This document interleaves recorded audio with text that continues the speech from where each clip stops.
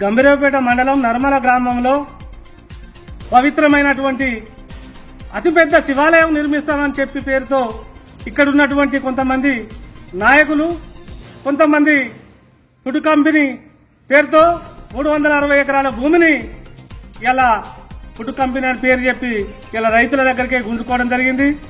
ఇలా గంభీరావుపేట మండలం నర్మల గ్రామంలో శివాలయం పేరు చెప్పి, దేవుని పేరు చెప్పి, ఇక్కడ మరి శివాలయం దగ్గర ఇక్కడ పూజలు లేవు. ఇక్కడ శివాలయం చూస్తే ఇక్కడ దేవునికి కనీసం ఇక్కడ రోజు రావడానికి సౌకర్యాలు లేవు. మరి దేవుని దగ్గరికి వస్తే దేవునికి ఎటువంటి సౌకర్యాలు ఉండాలి? ఇక్కడ కనీసం సౌకర్యాలు లేకుండా ఇలా దేవుని పేరు చెప్పి ఇలా శంకరుడు ఇలా ఒక దేవునికి అన్యాయం చేస్తున్నటువంటి కొంతమంది పాలకులు ఇలా దేవుని పేరు చెప్పి ఇక్కడ ఉన్నటువంటి భూములను గుంజుకొని ఇలా రైతుల దగ్గరికి ఇక్కడ అభివృద్ధి అవుతుంది. మన శివాలయము మన రాజన్న సిరిసిల్ల జిల్లాలో పేరుగాంచినటువంటి శివాలయం నిర్మిస్తున్నాం అని చెప్పి మోసం చేయడం జరిగింది, దగా చేయడం జరిగింది.